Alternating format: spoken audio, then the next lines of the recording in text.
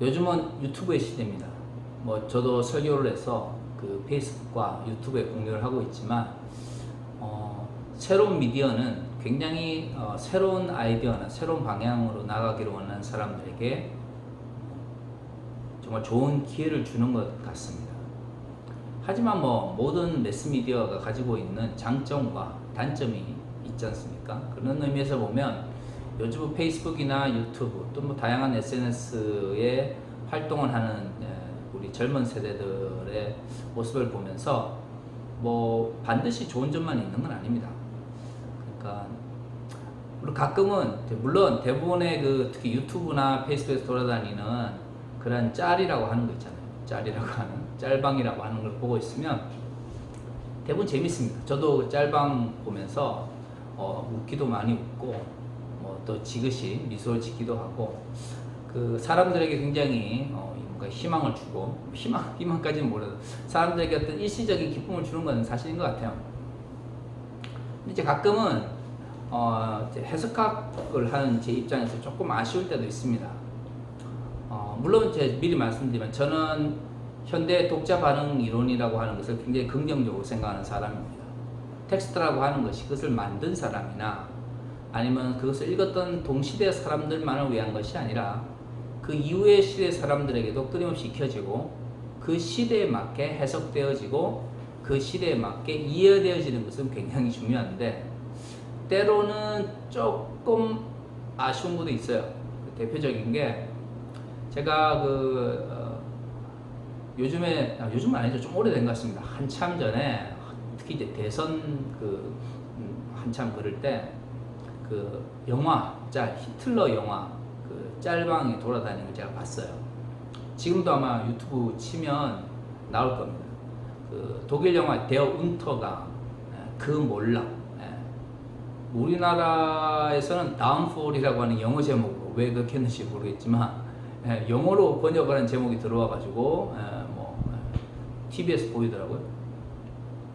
이 데어 운터가 그 몰락이라고 하는 영화를 보면 히틀러의 그 마지막 베를린 점령당이죠. 히틀러가 자살하기 직전에 며칠간의 그 모습을 이제 보여주는데 거기 보면 그 유명한 짤방이 돌아다녀요. 그래서 히틀러가 이제 점점 소련하고 미국이 숨통을 조여오니까 자기가 원하는 전략이 먹히지 않잖아요. 그러니까 막 힘들어하는 모습을 담는 그런 이제 짤방이 돌아다니는데 재미는 있습니다. 재미는 있는데 사실 그 영화는 독일에서 굉장히 문제가 많았던 영화예요. 일단 원작 자체가 히틀러의 마지막 비서였다고 하는 분의 자서전을 기반으로 하고 있고 그러다 보니까 아무래도 이제 그분의 시각이 많이 들어가 있어요. 그러니까 영화 자체는 아니라 독일에서 굉장히 이제 문제가 됐던 건 뭐냐면 독일에서는 히틀러를 미워하는 것에 대해서 굉장히 문제가 있고 사회적인 문제가 생깁니다.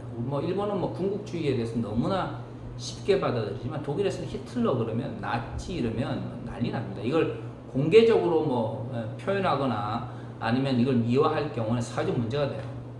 근데 이제 이 데어 운터강 같은 경우에는 독일 사람들의 입장에서는 지금까지 히틀러를 다루었던 영화에 비해서 굉장히 히틀러의 인간적인 측면을 부각했다 이렇게 본 거죠. 저는 어차피 한국 사람이니까 저런 시각도 있을 수 있겠다 싶었지만 독일에서는 굉장히 문제가 됐습니다. 굉장히 심각한 영화죠. 나치의 마지막, 히틀러의 마지막 모습을 다룬 그 영화이기 때문에 참 그렇죠. 근데 이제 이게 짤방에 돌아다니더라고요. 대부분의 이 짤방을 만든 사람들은 이 영화 자체나 이 영화가 개봉했을 때 독일에서 어떤 반응이 있었는지에 별로 관심이 없을 겁니다. 근데 가끔은 짤방이든 아니면 SNS에 돌아다니는 간단한 미디어, 매스미디어는 그럴 수 있는데 가끔은 성경 자체를 근본적으로 왜곡하는 경우도 있습니다. 그러니까 요즘에 유튜브에 올라오는 굉장히 극우적 사유를 가지신 분들의 유튜브 채널을 가끔 접하게 되는데 제일 안타까운 건 뭐냐면 말도 안 되는 소리 하시거든요. 그러니까 전문적인 성서 해석의 어떤 교육을 받으신 분들도 아니고 그냥 본인의 생각, 본인이 일반적으로 교회에서 받은 신앙교육을 그것이 마치 참인 것처럼, 진리인 것처럼 정치적인 문제와 이제 섞어가지고 표현하시는데, 그거는 뭐 성경적인 것도 아니면은 뭐 어떤 객관성을 가진 것도 아닌, 제가 볼 때 거의 프로파간다에 가까운 이야기들을 성경에서 뱉어냅니다. 그리고 그런 이야기들이 뭐 어르신들의 단톡방이나 이런 걸 통해서 흘러가잖아요. 가짜뉴스가 만들어지는 게 가장 중요한 창구 중에 하나가 그런 기독교 구구적 사고를 가지신 분들의 유튜브라고 저는 생각을 하는데요. 참 안타까운 현실이죠. 성경이라고 하는 것은 기본적으로 어떻게 해석해야 되는지에 대한 해석학적인 방법론이 반드시 전제되어 있는 상태에서 봐야 됩니다. 그렇지 않다면 생각해 보십시오. 노예 제도가 없는 오늘날의 시점에서 노예 제도가 있던 시대의 이야기를 문자 그대로 받아들인다는 게 말이 되겠습니까? 그러면 거기서 말하는 주인은 누가 되죠? 대부분은 주인이 주님이 되시다 이야기를 하시지만, 성경에 기록되어 있는 많은 이야기들을 보면 거기서 말하는 주인과 종의 관계라고 하는 게 예수님과 예수님을 믿는 사람들의 관계가 아닌, 실질적으로 사회에서 계급이 있던 사회에서 주인과 종의 관계 속에서 이루어진 이야기도 굉장히 많습니다. 여성에 대한 이야기는 어떤가요? 성경 기록되어 있는 여성에 대한 많은 이야기들은 여성과 어린이가 남자, 특히 가부장제의 사회 속에서 남성의 종속물 혹은 소유물로 여겨질 때에 기록되어 있던 말씀들입니다. 그 말씀을 그대로 적용해 봅시다. 과연 현대와 같은 남녀 평등의 사회에서 그것이 어떤 의미를 가지겠습니까? 성경이 진짜로 진리로 남으려면 각 시대에 맞게 해석되어져야 됩니다. 한국의 기독교가 근본주의적이다라는 이야기를 많이 듣는 것은 이런 성경이 해석이 필요하다는 것을 인정하지 않고 문자 그대로 우리의 현대적 삶 가운데 적용하려고 하기 때문에 생기는 문제예요. 제가 왜 이제 이런 이야기를 하냐면, 보세요. 오늘 본문을 보면 베드로가 예수 그리스도의 죽음이 어떤 의미를 가지는지를 디아스포라 하였던 유대인들에게 설명하는 이야기입니다. 우리 지난주에 본 것처럼 그 마가의 그 다락방에 모였던, 마가 요한의 다락방에 모였던 사람들이 성령을 받고 각 나라의 언어, 외국어죠. 외국어로서의 방언을 이야기를 하는데, 디아스포라 유대인들이 예루살렘에 와서 명절을 지키기 위해서 왔다가 그 이야기를 듣습니다. 그래서 이제 궁금해하죠. 그들이 누구이기에 우리가 태어난 곳의 말로 저런 이야기를 하는가? 아마도 그런 이야기를 한 걸 봐서는 그 당시 이루어졌던 그 방언이라고 하는 것이 예수 그리스도를 전파하는 데 도움이 됐을지는 모르겠지만, 예수 그리스도의 죽음이 구약의 말씀과 어떤 연관성을 가지고 있고, 또 그것이 오늘날 시점에서 어떤 의미를 가지는지를 논리적으로 설명해 주는 형태로 방언이 임했던 건 아닌 것 같습니다. 저는 그런 생각을 해요. 방언이라고 하는 것이, 많은 사람들이 그냥 방언만 받으면 모든 문제가 해결되는 것처럼 이야기를 하지만, 제가 지난주에 이야기한 것처럼 고린도 교회는 방언 때문에 더 문제가 있었잖아요. 그리고 천사의 말 같은 이상한 방언 같은 경우에는 방언을 통역할 수 있는 사람이 없으면 알아먹지를 못했어요. 다시 말해, 방언을 한다는 것이 우리가 생각하는 것처럼 논리적으로 뭔가를 설명한다거나 아니면 다른 사람들이 이해할 수 있는 어떤 방식으로 말을 하는 것과는 굉장히 다른 의미였던 것 같아요. 그러니까 디아스포라 유대인들이 이 성령을, 오순절에 성령을 받던 사람들의 이야기를 듣고 놀라면서 무슨 이야기를 하느냐고 좀 물어봤겠죠. 왜 베드로의 이야기가 중요하냐면, 그들의 이야기를 베드로가 오늘 논리적으로 설명하는 거예요. 그런데 재밌는 것은 베드로의 이야기가 대부분 구약의 이야기를 기반으로 시작한다는 거죠. 저는 이게 베드로가 정말 이렇게 설교했을지 약간 의문이긴 해요. 왜냐하면 구약과 신약을 굉장히 잘 연결을 해서 설명을 하거든요. 저는 나중에 천국 가서 뵈면 조금 어떻게 생각할지 모르겠지만, 제가 아는 베드로 선생님은 이 사도행전 이 설교를 하기 직전까지는 그렇게 논리적이신 분이 아닙니다. 그죠? 우리 잘 아는 것처럼 벳다시다가 예수님 만나셨잖아요. 제가 아는 바로는 당시 유대인들에서 그 배를 탄 어부들이 그렇게 높은 교육 수준을 가지신 분은 아니라고 제가 알고 있고, 그리고 이 사도행전이 등장 이전까지 복음서에 기록되는 이 베드로 선생님의 모습을 보면 이렇게 논리적으로 뭔가를 설명하시기보다는 굉장히 감성적으로, 감정적으로 막 욱하면서 움직이시는 분이란 말이에요. 그러니까 베드로의 설교가 오늘 이게 베드로가 원래 이야기를 했던 것인지, 아니면 사도행전의 저자가 베드로의 이야기를 중심으로 그 당시에 이 오순절에 성령을 받았던 사람들의 그 말, 그 선포, 복음을 선포하라고 강언을 주셨다고 제가 지난주에 말씀드렸지 않습니까? 이 선포를 요약을 하고 또 정리를 했는지는 알 수가 없습니다.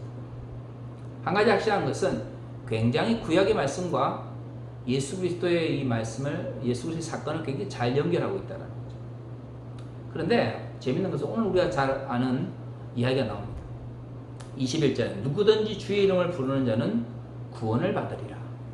사실 굉장히 많이 교회에서 선포되어지고 또 전도하거나 예전에 또 연세가 있으신 분들은 사형리했을 때 이 말씀을 굉장히 많이 하셨을 것 같은데, 물론 이것은 예수 그리스도께서 십자가의 중심으로 우리에게 온 구원에 대한 이야기입니다만은, 적어도 오늘 이 베드로의 설교 속에서는 조금 다른 뉘앙스를 가지고 있어요. 어떤 뉘앙스냐? 먼저 베드로가 이 디아스포라 유대인들에게 말을 합니다. 이 사람들이 너희들이 태어난 곳에 말을 하는 것은 이상한 일이 아니다. 왜 이상한 일이 아니냐면 요엘 선지자를 통해서 이미 마지막 때에 하나님께서 그의 영을 그가 사랑하는 사람들에게 부어주실 거라고 이야기를 했다라는 거죠. 그러니까 베드로가 그 베드로의 설교가 굉장히 변증법적으로도 잘 구성되어 있는 게 뭐냐면, 그냥 처음부터 대놓고 너희들 예수 안 먹으면 죽어 라든가, 아니면 현대 그 한국에 예수 천국 불신지옥처럼 무조건 막 그렇게 외치는 게 아니라, 이 헬라 문화, 그죠? 비유대적 문화 속에서 성장하면서 유대적 문화를 알고 있는 이 디아스포라 유대인들에게 왜 이 사람들이 말하는 것, 외국어를 하는 것이 이상하지 않은지에 대해서 먼저 설득을 시켜요. 그러면서 요엘 선지자의 예언을 가져오면서, 자 봐라, 오늘 일어나는 것은 이상한 일이거나 아니면 나쁜 일이거나 뭐 그런 게 아니라 요엘 선지자를 통해서 이미 우리에게 예언되어진 것이 이루어진 거다. 유대인들은 구약 성경의 예언이 이루어지는 걸 굉장히 중요하게 생각했어요. 특히 이 예수님 시대, 그러니까 메시아를 기다렸고, 그 메시아가 자신들의 기대에 만족하지 못하니까 예수를 또 버리곤 했지 않습니까?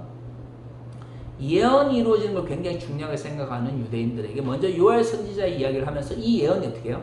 이 언약의 말씀이 이루어졌다라고 시작을 하는 거죠. 그러면서 이 디아스포라 유대인들에게 예수 그리스도에 대한 설명을 해요.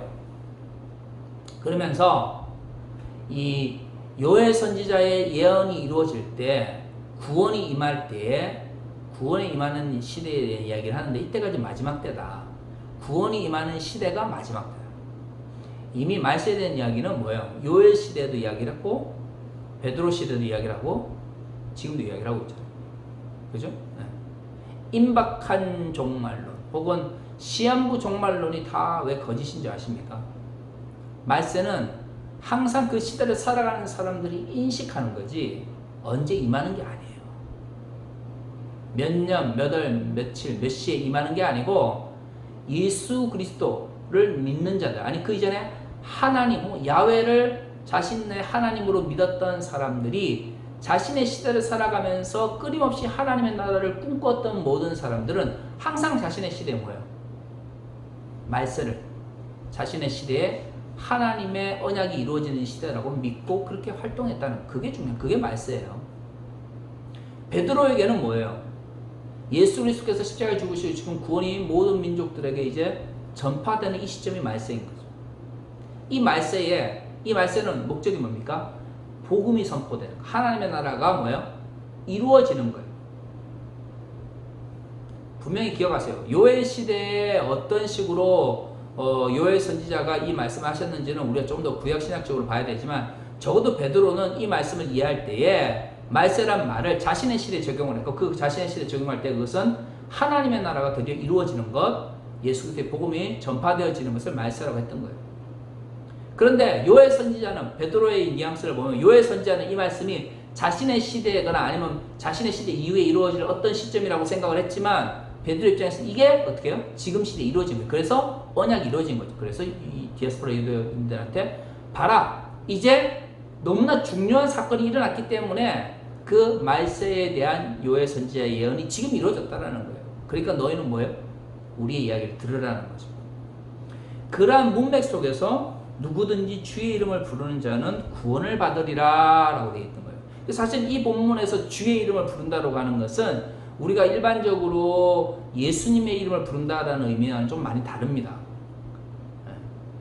그러니까 요엘 선지자는 주의 이름을 부른다는 것을 야훼 하나님이라는 개념 속에서 이해했을 거고, 베드로는 주의 이름을 부른다고 하는 것이 하나님께서 드디어 하나님의 나라를 이제 예수 그리스도를 통해서 이루시게 되는 시점에서 자신의 시대에 이걸 적용을 하는 거죠. 그러니까 우리가 아는 것처럼 예수천국 불신지옥이 바로 주의 이름을 부르는 자는 구원을 받으리라 이 말씀과 일치되는 건 아니라는 거예요.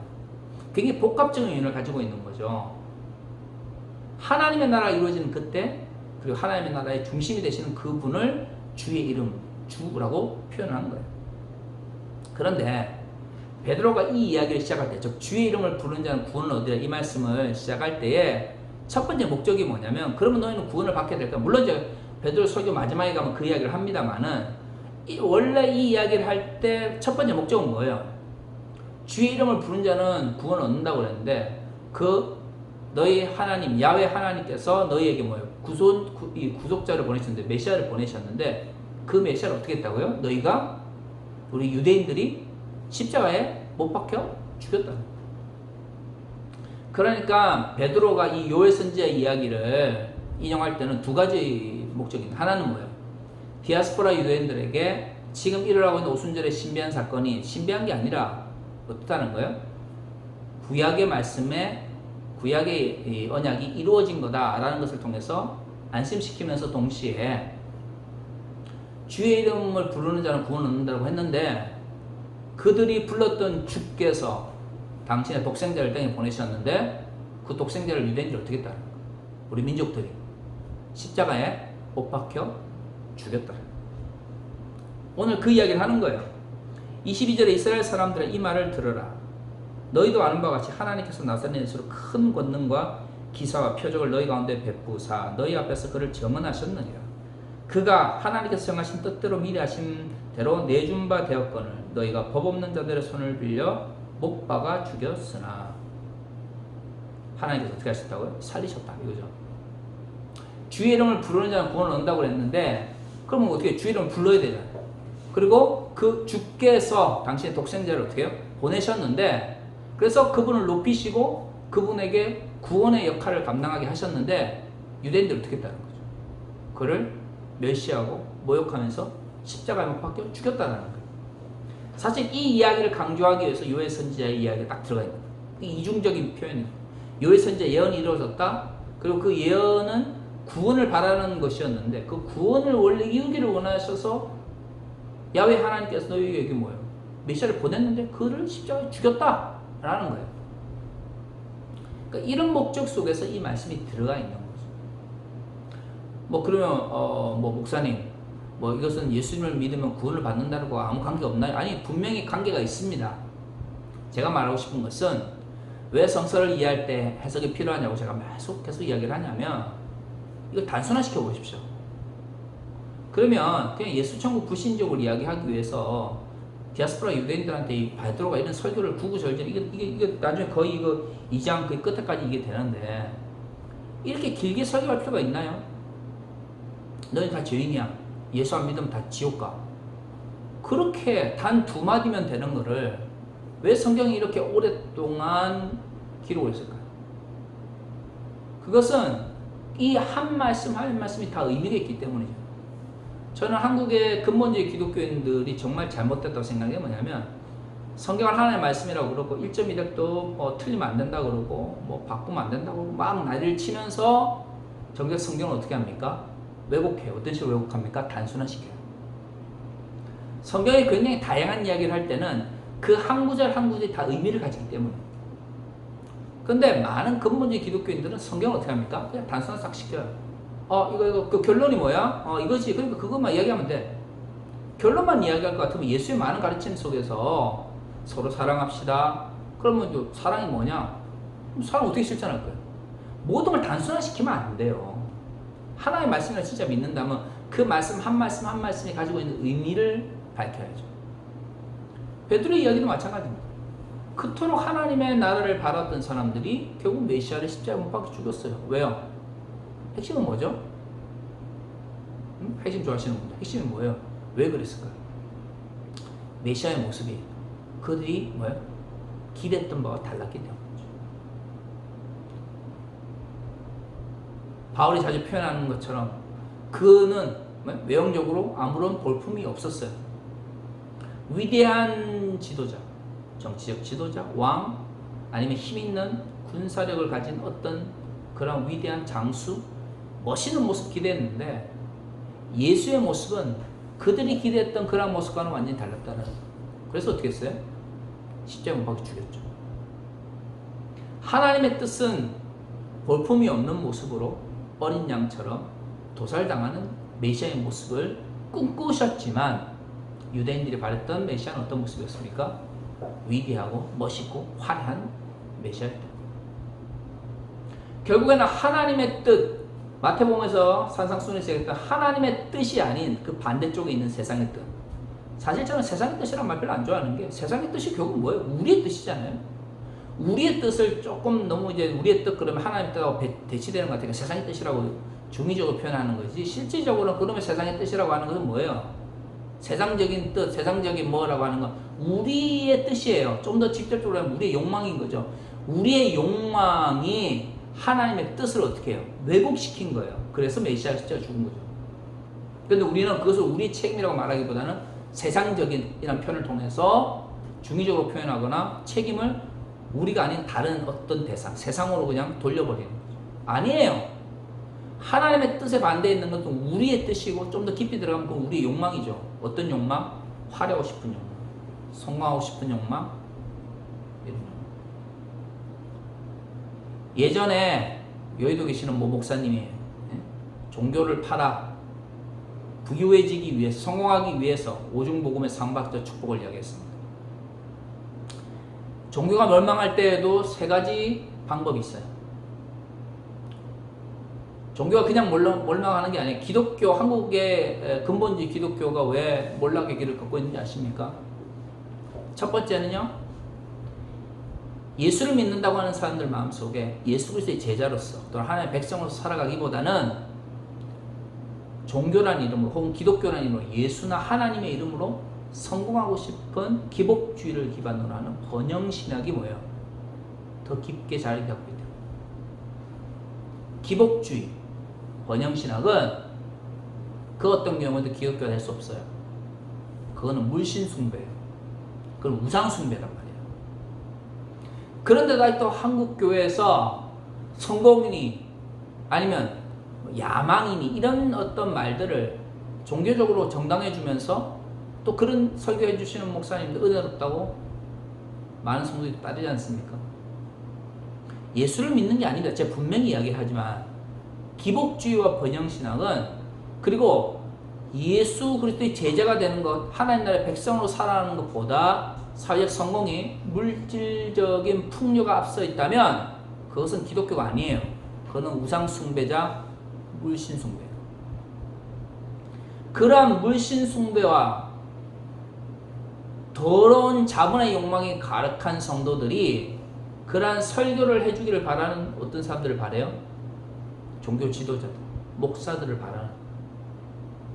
목사들은 예수 그리스도의 제자로서 살아가도록 성도들을 교육하고 그리고 그들을 가르쳐야 될 책임이 있음에도 불구하고 뭘 위해서? 더 많은 자본을 위해서, 더 많은 물질적 풍요를 위해서, 더 많은 영향력을 위해서 기복주의를, 번영신학을 성경의 이름으로, 하나님의 이름으로, 예수 그리스도의 이름으로 정당화했어요. 우리의 뜻, 우리의 욕망, 그 욕망 가장 기반에 있는 성공과 풍요에 대한 우상 숭배를 기반으로 하는 이 욕망으로 가득 찬 성도와 둘째, 그 성도들의 욕망에 충실한 목사들. 그리고 세 번째 뭐죠? 그러한 충실한 목사들에게 힘을 주었던 교단. 이 세 가지가 합쳐서 어떻게 해요? 한국교회 몰락을 앞당기고 있는 거예요. 교단의 역할이 뭡니까? 목사들이 잘못된 일을 하거나 잘못된 행동을 했을 때에 처벌하고 그들을 뭐죠? 올바른 길로 나아가도록 징계를 해야 되잖아요.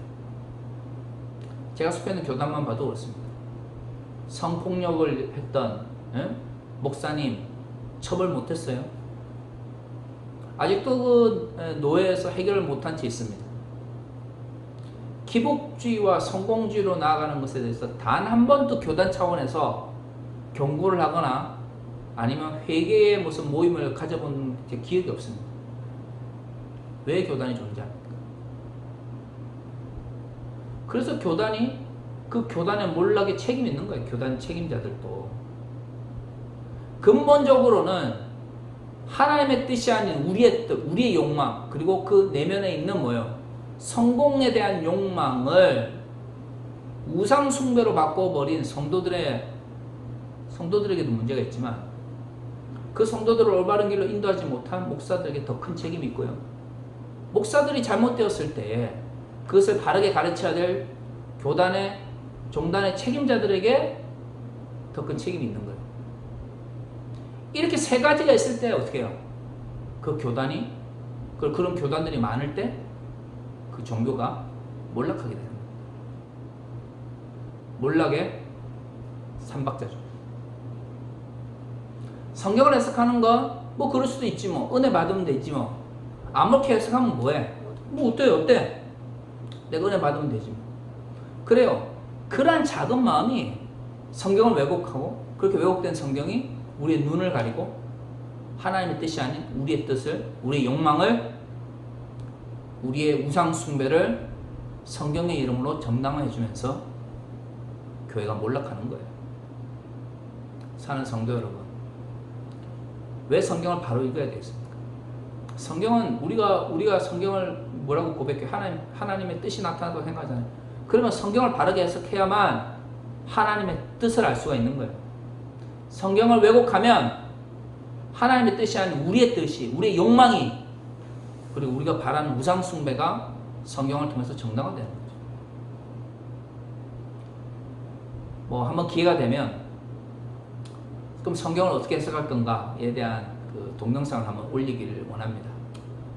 뭐 언제 할 거다 제가 약속은 말 못 드리는데 한번 기회가 되면 좀 체계적으로 도대체 우리가 성서를 어떻게 해석해야 되는가, 도대체 어떻게 해석을 해야지 오늘 한국교회가 나아온 이 잘못된 방향에서 돌아올 수 있는가 한번 좀 고민을 해보고 싶어요.